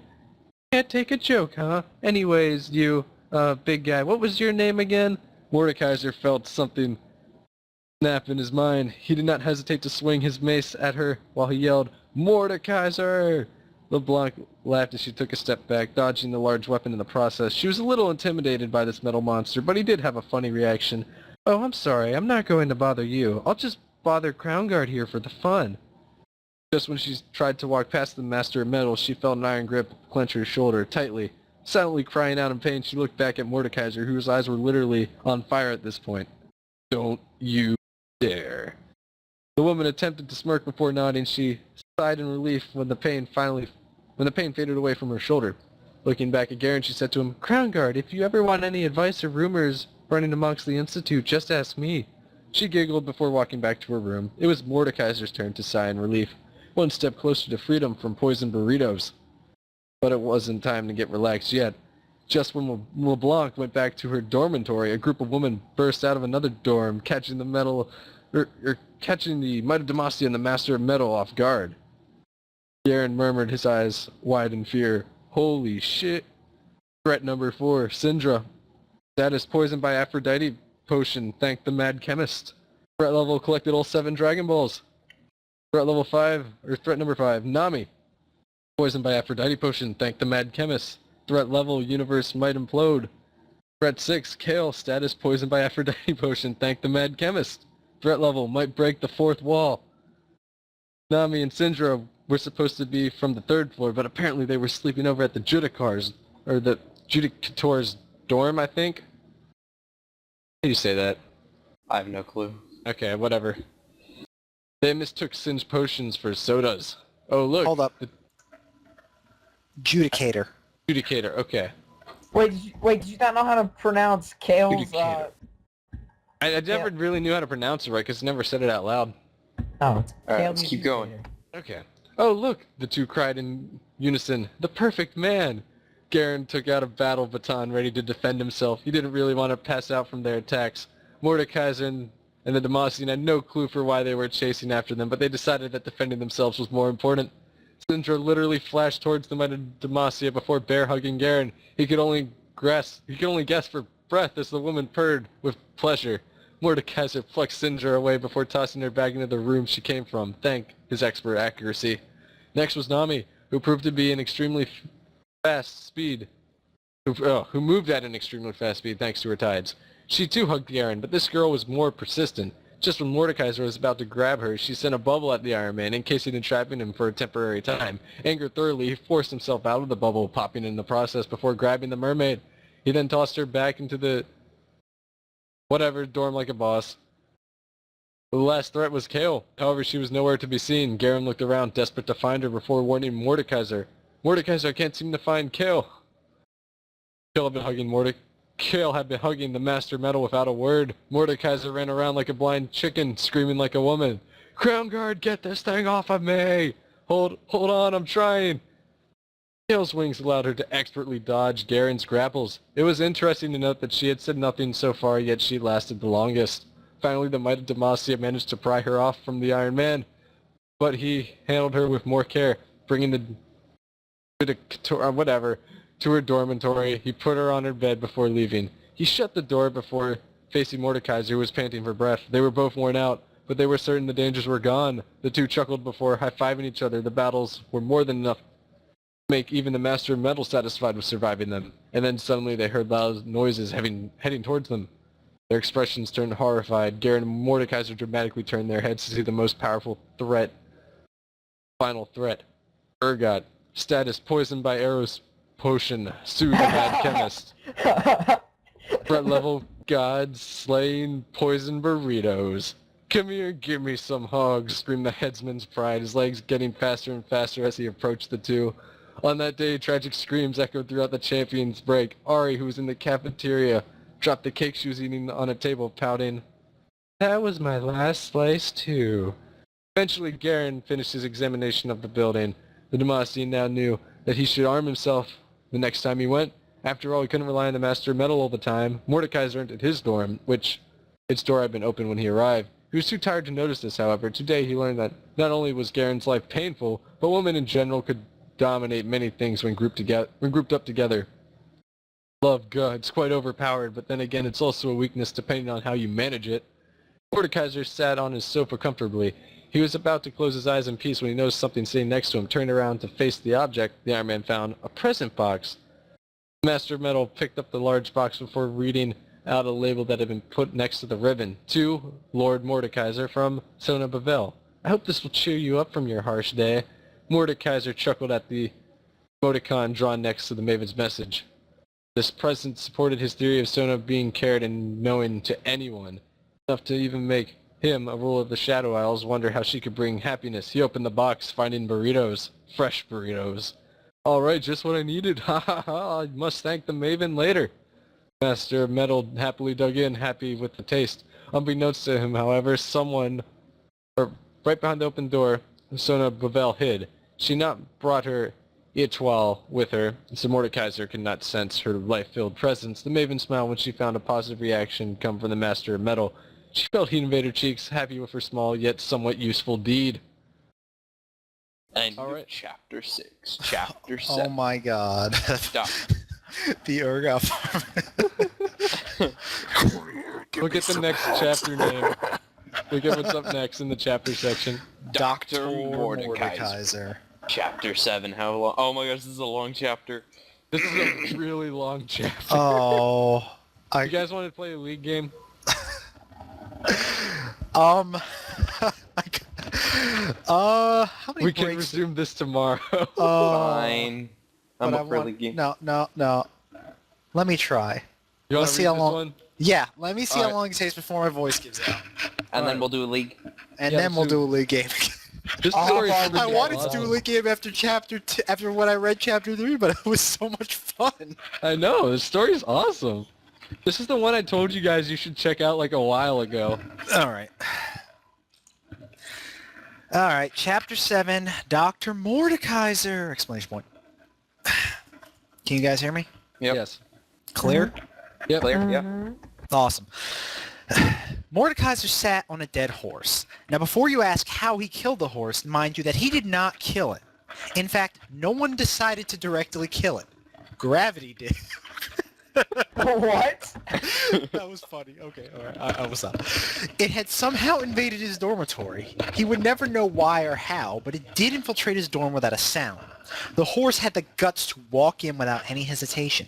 So the first thing that entered the Master of Metal's mind was, I wonder if I could sit on it. Yes, that was what he thought. Now that he was proven wrong, he needed to take care of the annoyingly large... Oh, God. This is horrible. He needed to take care of an annoyingly large corpse.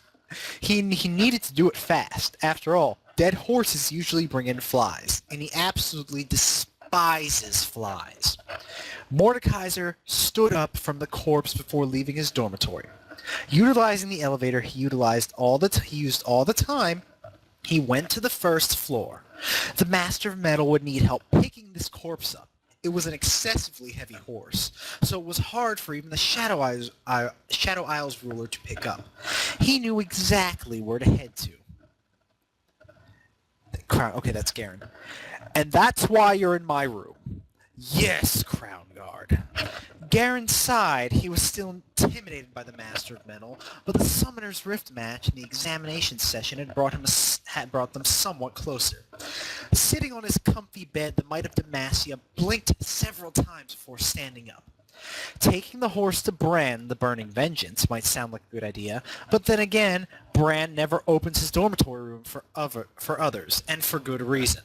After all, the last time he did so, lava poured out and spread throughout the Champion's Break. No one knows where the lava came from, or why it was in the dorm in the first place. Taking it to the furnace would be a much better option. All right, we'll pick up the horse and throw it into the furnace. Good thinking. Wait, just throw it in? Asked Mordekaiser with a confused look. Without any trays? What does a burning horse have to do with trays? No, think about it. If there's a dead horse, then we could preserve the meat for Mordekaiser. No one eats horse meat here. Not even Cossacks, though he wouldn't hesitate to chop it up. The Master of Metal raised an eyebrow before growling. I do. The Might of Demacia sighed before telling the Iron Man. Look, I understand you're pointing at right now, but no one would probably approve of you eating horse meat. That's like forcing Soraka to eat a hoof. Soraka? What's that? Your horse? Garen rolled his eyes, trying to say something back. Instead, he sighed before walking out of his dorm. Let's just get rid of this horse, shall we? Let's do this. Wait. Mordekaiser and Garen eventually picked the horse up before burning it in the first floor's furnace. Thankfully enough, no one saw them carry the corpse, so their reputation did not change. The Master of Metal huffed before thanking Garen with a swift nod. The Might of Demacia nodded back, exhausted. What kind of horse was that anyway? What kind of horse was that heavy anyways? The two went back to their rooms feeling a little sore. Mordekaiser found a letter written on his dormitory floor. Raising an eyebrow, he stomped towards it before snatching it. Dear Mordekaiser, meet me at the Champion's Hospital. Sincerely, Mercedes. Mercedes, what's up with this discouraging letter? Mordekaiser was sitting in the doctor's office at the Champion's Hospital, a place where champions could make appointments peacefully. The Master of Metal currently used his doctor's chair, which obviously belonged to Shen, the Eye of Twilight. Normally, he should be there bickering about how he needed to save people. Mercedes, who was sitting on the patient's chair, simply told him, Shen is dead. Just kidding, Shen isn't dead. Curse you! I was just about to celebrate! Anyway, Shen is right now missing in action. He's currently treating injured people from a riot that's occurring over in Piltover right now. Akali and Cannon. Who's Cannon? Are you perhaps referring to Gangplank? No, Cannon, not Cannon. You know, the lovely masked midget. I hate midgets. Mercedes chuckled before continuing. Anyway, Akali and Cannon have gone off with him without a word. Now, being the generous man that I am, also known as Loser, I decided to appoint you as temporary chief doc of this place. Dismissed. Okay, wait a second! Do I look like a doctor to you? Mercedes simply closed his eyes as the Master of Metal continued to roar. I'm no doc, and I never will be. My specialty is to bring suffering, not bless people with new limbs. And why am I being ordered around so much in the first place? Do you know how much effort I use just to stand? If you hold out for one day, then I will supply you with an infinite amount of burritos. It will be done, Summoner. Mercedes, barely able to keep himself from laughing, gave Mordekaiser an immensely long list that he would need to be a proper doctor. Today, you will be doing surgeries. You and I will have done some in the past to heal some friends of mine. You and I have done some in the past to heal some friends of mine. It should be no problem. Mordekaiser chuckled. Old man, you're out of your mind. You think I forgot about surgeries. This gave the summoner a smile. With a look full of trust, he began to walk out of the office. Treat the office well. Oh yeah, and don't kill anyone this time, you hear? Gotcha. With one final look given from Mercedes, the door closed. Mordekaiser panicked. Oh shit! I forgot how to perform surgeries. What do you cut people up with again? Scissors? Mordekaiser looked around. There was another door connected to the surgery room. Scrambling on his feet, the Master of Metal slammed the door open, revealing a large room with one clean platform floating in the middle. The platform was presumably where he put the patients, as it was big enough for even Cho'Gath to lie down on it. Gulping, he began to dig through some of the tools scattered in this room. Let's see. Scalpel, scissors, saw. I think this is a syringe. Just then, someone knocked on the office door. Mordekaiser jumped up in surprise, knocking over a whole group of tools down. A battery-powered saw began to spaz out on the floor, causing the Iron Man to panic even more. Hold on a sec, I'll be right with ya. Be right. The Master of Metal attempted to catch the saw, which had moved all the way to the corner of the room. He eventually caught it before turning it off, tossing it back up to where it came from. Darting towards the door connecting to the surgery room with the office room, he used his utmost strength to reach the office. He slammed the door open before shutting it loudly. Mordekaiser literally jumped towards the office chair before letting it slide back to the large desk. He wondered if he forgot anything. Oh yeah! Mordekaiser picked up the rock that was labeled Shen. Chucking it away at some dark corner, the Master of Metal took out an iron cube before using his fingers to scratch out the words Dr. Mord, quickly placed it where the rock was before saying out loud, "Come in, fool!" The door opened, revealed a familiar face, someone that Mordekaiser was glad to see. Ah, if it isn't the Maven of Strings, your burritos were absolutely perfect. Sona smiled before bowing lightly. Mordekaiser took it as a thank you. Oh, shoot! The abrupt yell made the lady jump for a second. Thankfully, she didn't drop the ETH wall that she had brought with her. Sona, was it? I happen to be a replacement for the Eye of Twilight at this moment. Do you know how to treat people? Sona flinched. After all, it had been the first time he had said her name. Putting up a thoughtful look, she contemplated a while, before nodding. Okay, that's good enough. You're hired. The Maven blinked a couple of times, surprised at how fast she was accepted. The small lobby outside of the office was like any other hospital. It had a couple of seats, a reception desk, and a water cooler. Amumu, the sad mummy, sat on one of these seats, tearing up thanks to the wound he had received earlier. Okay, sure. He didn't learn that playing with Tristana's ambo was dangerous, but did he really need to receive a burn? He sniffled. Boy, he hated life and its physics. He had to note, however, that the hospital felt somewhat different. Instead of that somewhat arrogant Kenan at the reception desk, there was a beautiful Maven plucking strings productively while the doctor prepared for Amumu's appointment. The aura she had was so full of life. Amumu could feel peace just by looking at her. Then came the dreadful aura coming from the doctor's office. He had no idea what was inside the office, but for some reason he could tell Shen wasn't in there. After all, Akali was nowhere to be seen. Everyone knows that Akali was usually next to the Eye of Twilight due to her fondness of him. So without the nurse walking around, he certainly felt off. Finally, the Maven of Strings motioned for Amumu to follow her to the office. Sad Mummy plucked himself off the seat before proceeding to enter the room. Why, hello there, Dr. Mordekaiser. Wait. Dr. Mordekaiser. What? Why, hello there. Dr. Mordekaiser. Oh, I get it. Why, hello there, Dr. Mordekaiser here. Would you like to be treated with a drill or a hacksaw? A terrified scream echoed out of the building. After many minutes of discussion and persuasion, Sona ended up healing Amumu with her instrument. The mummy walked out of the hospital, shaken by what he had seen. Seeing Mordekaiser in a doctor's outfit was simply horrifying to even think of. Meanwhile, in the doctor's office, okay, so you didn't tell me that your string thing patches people up. Sona nodded. Mordekaiser was deep in thought. Now that he found out about what Sona was capable of when it came to treating people, he needed to learn how to utilize this efficiently. Mercedes had been wrong. There were people who came for appointments other than in surgeries. Blame the old man and his blasted age. All right, here's the deal. If it comes to burns, cuts, and other small injuries, you take care of it. If it comes to large-scale surgeries, I do. How does that sound? Sona looked before picking up a paper and pencil, tilting her head. She wrote something down before showing it to Mordekaiser. Are you experienced with surgical tools? I could help. The Master of Metal stared at the paper. I can't read. Sona felt the urge to slam her face on the desk. Wait. Just kidding. But yes, I am. Don't worry.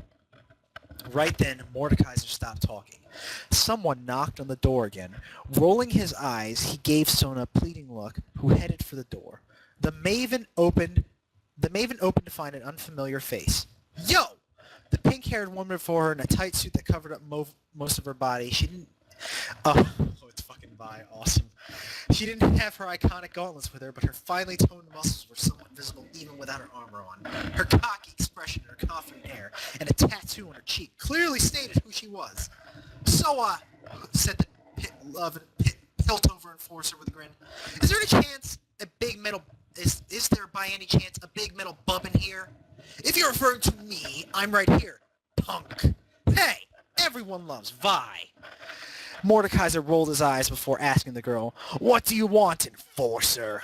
Well, on behalf of the Piltover and the freaky ninja guy, said Vi, taking a cup of coffee out of nowhere, I was sent here to help you while that dude's taking care of the people on the riot. Jace is busy and so's Kate, and so here I am. An old man taught me the way to here. Wait, an old man taught me the way... God damn it. An old man taught me the way to here. Seems like your retired contract summoner loves to make you work, eh? Wait, you? Help? Mercedes must have finally snapped. Heh, he gave me coffee, so he's cool. Meh. Gah. I needed help anyways. You're hired, I guess. Sona here will be treating patients with minor injuries, while you and I deal with the surgeries. Vi's expression slightly darkened. Curious as to why he suddenly shut up, Mordekaiser asked, What's wrong? Don't like blood? No, it's not that. It's just... Huh? I'm just getting the feeling not many people are going to visit us. Mordekaiser would eventually figure out that Vi was right. After Sona treated several patients, Kale the Judicator burst into the hospital with an injured Jax. The Grand Master at Arms... Judicator. I said Judicator. It's fine. It's good. Okay. Burst into the hospital with an injured Jax. The Grand Master at Arms barely breathed, which simply caused Kale to panic. Vi brought Jax into the surge... Alright, hold on. I need to get a drink of water. Alright. I know, right? Vi brought Jax into the surgery room, placing him on the obnoxiously wide table. Apparently, he had been injured by a legendary monster at a river while he was fishing. Of course, he slayed it, but with a price. The enforcer put on a hygiene mask, with Mordekaiser doing the same. They eventually put the Grandmaster to sleep with a syringe, allowing them to cut him open. Ew, said Vi with a hint of disgust. This is so complicated. Meh, I've seen worse. Alright. His heart is severely injured, so we're going to have to do a transplant. Bring me, heart 208. Gotcha. Vi quickly ran over to a large drawer. Shen used these whenever he did transplants, so he wouldn't mind if they were used for the greater good. Mordekaiser used a scalpel to cut out the heart. He barely cut it out without inflicting more injuries. When Vi came back, he took the heart out. He took the heart from her hand before he... Wait a minute! This is Heart 2008! I said 2008! 08! Oh, shoot! Be right back. Mordekaiser sighed before waiting for Vi to return. The enforcer came back with the correct heart. Okay, good. Now shove it in where his previous heart was. Right. Vi roughly shoved the new heart into Jax. However, when she tried to pull her hand back out, it wouldn't budge. Huh? What the? Enforcer, what's going... Since when did you put your gauntlets back on? I don't know, shrugged Vi nonchalantly. I just thought my gauntlets would be useful for breaking his ribs open. The Master of Metal asked. Could you take them off? Yeah, but it would take 30 minutes. Mordekaiser sighed before he screamed, Go take at least one of them off. Okay, fine, jeez.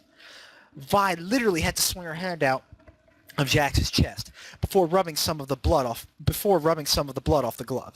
She walked over to a corner in order to take at least one gauntlet off.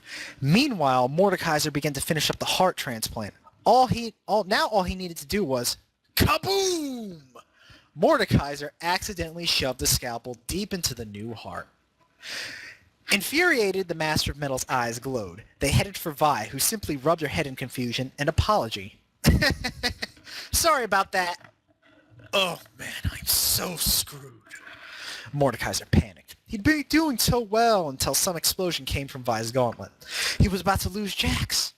Thinking quickly, he came up with one solution. Rushing over to another drawer, he took out a glowing object before returning to Jax. He carefully placed it inside of Jax before heading back to the drawer again. The Iron Man returned again with a red bottle before pouring out its contents messily on the heart. And with that, he began to patch Jax up. It wasn't the best, but it was enough to keep the Grandmaster's organs to hold until Shen comes back. And there we go. Wow, you're done? Man, I didn't get to have any fun. Mordekaiser grimly stated, Oh, you'll be seeing fun soon enough. Now who's next? Garen eventually met up with Jax at the Champions Break. Sitting in the first floor lobby with a grin, the Demacian stated, How was the surgery? That's a good Jax voice. Don't know, I actually feel a little better. Really? Really? Yeah, Doc told me I shouldn't move around too much. Jax suddenly collapsed while he was walking towards Garen. The Might at Demacia panicked, yelling, Jax! Jax! Demacia! Mordekaiser and Vi's next patient was Draven, the glorious executioner. They were currently doing another heart transplant, but they were facing something that destroyed their logic about human hearts. Vi broke the silence, asking, Why does his heart suddenly look like Draven? Beats me. The two stared at Draven's heart, which indeed looked like the executioner himself. Even its hairdo was in perfect shape. However, due to the fact that the heart was dying, its smiling mouth stayed open. Okay, give me heart Draven, please.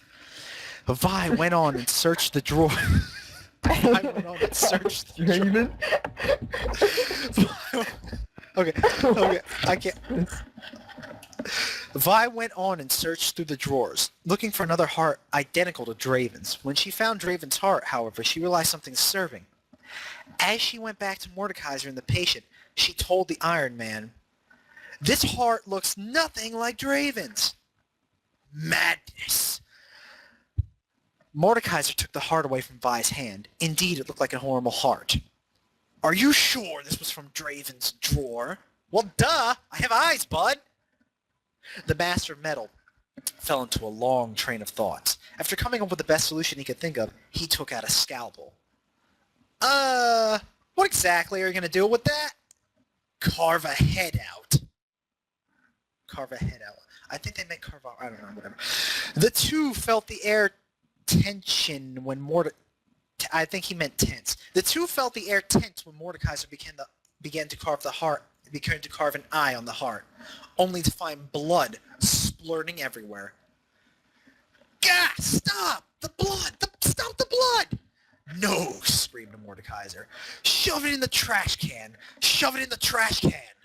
Vi plucked the heart out of the Iron Man's hand before tossing it in the trash can. What now? Go get me the green bead and some red bottles. What? What are you waiting for? No, wait a sec. Don't tell me you used a rejuvenation bead and red potion on Jax. Shut up. They're just beads and bottles. But I'm pretty sure they're just beads and bottles. Okay, fine. Jeez. Vi reluctantly headed to the drawers before taking out a rejuvenation bead and red potions. When she brought them to Mordekaiser, the Master of Metal took them from her before placing the bead near Draven's heart. He then poured the potion contents onto the heart before beginning to patch some skin to cover the executioner's chest. Darius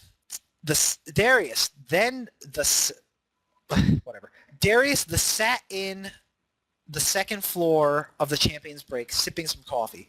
However, his piece crumbled when he heard the familiar reports of his brother echo across the room. "Bro, I've been looking for ya." "Yeah?" mumbled the hand of Noxus. "So anyways, I visited the..." Draven suddenly collapsed on the floor. His brother simply sipped coffee again, not bothering to look at Draven, or simply replying, "Good for ya." And so Mordekaiser and Vi continued to perform surgeries. They yelled at each other quite often, bickering about what they should have done instead of what they actually did. Garen found himself mourning for Jax and Master Yi, who were both victims to the surgical tools of the two expert surgeons. Lulu found herself worrying about the Yordle Tristana, who had indeed begun to spaz out more than usual after visiting the doctor. And Cho'Gath constantly ate food to forget about the 3 obnoxiously glowing spots in his chest. Interestingly enough, the monster didn't fade, unlike a majority of the patients. Currently, Mordekaiser and Vi had begun the final surgery on Thresh, the Chain Warden. They decided to begin at... Thresh simply stared at the two surgeons as he lay on the platform. "Thresh!" simply said Mordekaiser with the simplest sentence that he ever said in the Institute so far. "Get out!" The Chain Warden got up and obediently left the surgeon. After all, what business did he need with doctors if the souls of his victims unconsciously patched his wounds up? Mordekaiser sighed as he returned to Shen's office, sitting down in the office chair.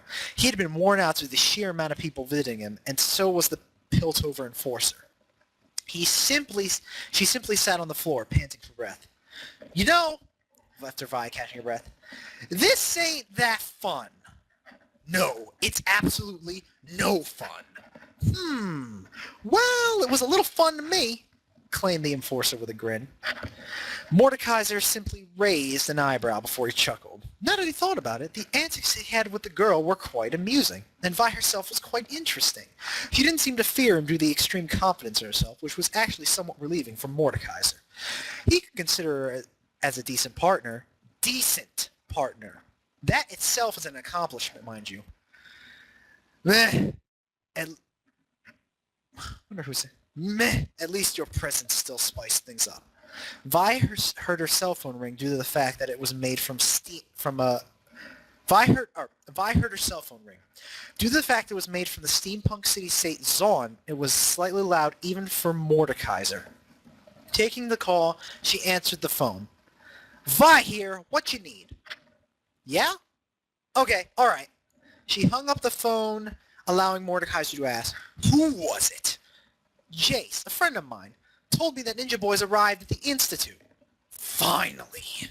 Mordekaiser stood up, eager to leave the hospital. However, just as he opened the door, he was greeted by the sight of Shen with a dreadful aura coming from him.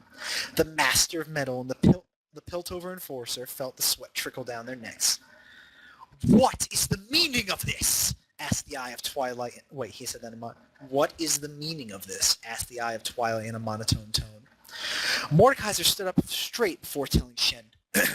Well, we were substitutes. There were many patients, so we had no choice but to take your place." "We?" "Yeah. There's me, and then there's..." Mordekaiser pointed at Vi, who was 30 meters away from the hospital at this point. "Enforcer! Get back here, traitor!" The pink-haired fighter ran and ran, not turning back. Just when Mordekaiser was about to retort, Shen ordered the Iron Man. "You have 1 week to pay the 1 million gold pieces for the trouble you caused, especially for all the beads and potions you weren't supposed to use." Mordekaiser's jaws slammed itself on the... Mordekaiser's jaw slammed itself on the hospital grounds. Somewhere outside of the hospital, Vi thanked her instincts to grab the gauntlet she had taken off earlier before running. She loved the gloves and her life. Meanwhile, Sona had also left the hospital, knowing that her job had been finished. She reflected on what had happened in the hospital. Mordekaiser seemed to get along with Vi. A step further to his goal of being accepted by the champions. The Maven felt happy for the Master of Metal, for he was always alone in the champions break. Sure, she felt a little disappointed with the fact that she herself didn't help the Iron Man out, but Mordekaiser had his reasons. Now inside her dormitory, she put down her ETH wall before laying on her sky blue bed. The Maven stared at the ceiling, remembering how she peeked behind the office door, watching the prideful two talking to each other confidently and naturally. She became quite friendly with them, even though it's their first time seeing each other. Do I just lack the ability to be social? Sona buried her face under a pillow. Now that she thought about it, it only took Vi a few hours with Mordekaiser before she had somewhat accepted her presence. On the other hand, it took Sona days. At least that's what she thought, burying her face deeper into the soft objects he sighed. She wanted to know more about the Iron Man as a friend. Maybe she could get rid of that looming orb of isolation coming from the Master of Metal. After all, he was quite interesting in terms of personality and attitude. It would be a waste for his good points to never be shown to other champions. The Maven shut her eyes tightly. She would think about this topic later. Sona decided that she was too worried about Mordekaiser's reputation. The Maven would rest, for it had been a long day. Yay. Woo! What do you think about that chapter? Yeah, that was the That end chapter of that one. was Pretty good. hilarious. but I'm I a little like the dizzy. first few, but I don't know what to think about these intermediary ones. Like, I like Mordekaiser's personality. I want more of Mordekaiser's personality. I might catch you as a creeper. Oh, you'll see that in the next one, where he has to go and take odd jobs to pay off the 1 million. Labor Kaiser. Okay, well Let me there's one, just switch to the next chapter and then I'll just tell you the one section you should read. Go down till you find gambling at Twisted Fates Casino. Gambling at Twisted... Oh Poker my at god. Twisted Fates Casino. Oh Just- my Poker at God. Twisted Fates Casino. Yeah, read that. Poker at Twisted Fates Casino. Mordekaiser dragged his newly earned chips towards him, causing his drunk opponent to leave. After Timo had been sent to the hospital, the Master of Metal Oh, yeah, decided the to one test... above that. What? The one above that is Timo. Gold acquired 5,000. Alright, I have to stop there. This chapter seems really awesome. We should It probably is. save this for tomorrow. Yes, this is one that we want to start off reading tomorrow because of how fucking awesome it is. Oh I my wanna god. read it's it now, been- though. No, Kenny. Just We've look at, done the title, enough. look at the title between the one right below the one with Twisted Fates Casino. Ugh, I'm a little dizzy. Just look at the title. Prison managing for Thresh. No, not Bakery look at the- business Morgana. Organizing ammunition with Tristana. Oh my god. Making Ramus say okay. Oh. Oh, read it tomorrow. Oh my god.